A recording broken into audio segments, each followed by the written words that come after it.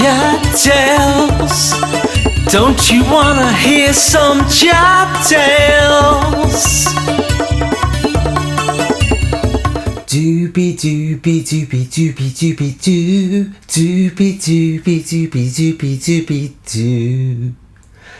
What is happening, people? Hey dees. How you doing, peeps? You alright? Okay, so we are here with another CHAP tale, another one. 134. Am I getting through to you yet? Okay. Alright, so thought of another little story for you. This one is about a fishing trip that I am done with a pal of mine called Alex down at Camden Canal. So I mean, when we was like young, we had the choice really of Hampstead Heath, all over the heath, about 6 lakes you can fish on, all sorts of fish, or you could jump on a bus and go down to Camden Lock and fish there. Now, yeah, it was good. It was good. It was a good little having the choice. You know what I mean? Where are we going today? Yeah, it was right laugh. Anyway, let's get on with the story, Chapman. Okay, so this day in particular, we must have tried to get a gang of us to go down there, because we usually go down there in like 6s and 7s, you know what I mean? But this particular time, couldn't find no one but me and Alex to go, so boom. Just said, alright, let's just do it. So we jumped on either the C2 or the 214, one of those buses. They both take you down to the canal. Yeah, so we went down and then we made our way onto the canal and to the part that's behind Sainsbury's. So we set up there, so we're sitting there. I was float fishing. Alex was using like a little mini leisure bomb and like some little rig or whatever, and he was casting, so his lead was hitting the back wall and then boom, dropping straight into the water there. And then he had like a little bite alarm optonic, I don't know what it was, just some little bite alarm, whatever. So he was there, and I think he was using worms, brandlings, I think. And I had a pint of Maggots, and I was sitting next to him, but I was just float fishing, so I was just trying to cast as far to the back wall as I could, and then like we're plumbing the depth, and it was like 6 foot deep, so you have to like cast out with like a big long, do you know what I mean? But he was having a lot more results than me. He was catching a fish per cast, you know what I mean? So he was sort of having 6 or 7 fish to every one that I was having, you know what I mean? Little roach and perch. So yeah, so we was there a couple of hours, just keep going, chatting away. I had a little radio playing, I think, and anyway, a narrow boat's come, like we see it coming through the lock that's like to our right, a little further down, or whatever. It's come through anyway. It's coming up towards us. When narrow boats come past, I had to reel in because I had my line going straight out across the water to the float. But Alex, because he was using a leisure bomb, it was sinking the line basically, and he had like some sort of way of sinking the line at his rod, do you know what I mean? So it sort of goes along the bottom. So he didn't have to reel in or whatever, so I've reeled in, and then I'm waiting for him to pass. And as they're going past, there's some like pretty girls, should we say, like, and they was a bit older than us, but not too much older. So Alex is giving it the old wolf whistles and that, and these girls were all laughing and smiling, and do you know what I mean? Like, it didn't even look like there was any fellas on the boat. Anyway, boats passed, and we're sort of like waving at them, and they're waving back or whatever. And then it just carried on down the canal, and then it went under, like where Camden Road is. It's like a tunnel for boats. So anyway, we're sitting there. I've cast back axe, the boat's gone, whatever. Boom, we're chatting away or whatever. Then we can hear some sort of commotion, and like we look round in the direction of where the boat went. This is like a good 10 minutes later as well. Like anyway, there's some fella coming up he's like, there's a path that goes under Camden Road for pedestrians to walk on, as well as a canal for boats. But anyway, yeah, so he's coming towards us, like, and this ain't no small geezer. I swear to God, it could have been The Rock out of wrestling. He's like coming towards us, like, and I was like, oh my God, what's going on here? Do you know what I mean? Like, and I was like looking at Alex, and he's just like, I don't know, mate, I don't know.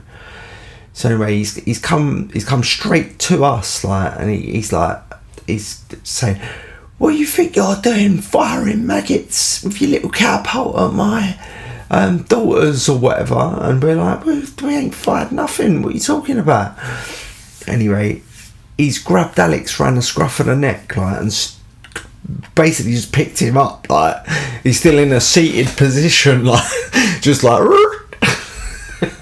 so anyway, yeah, so he's like proper screaming at Alex and all that, like, and I'm thinking, God, like, do you know what I mean? There's not really anything I can do about this, because we're just kids, like 12-year-olds, you know what I mean? Like, and I was like, oh my God, this is nuts, like, and it was getting quite heated, like, and Alex was starting to like say to him, get off me, and whatever, and the geezer's just like, he's blaming us for like firing maggots with our catapult at their boat, which we never done whatsoever.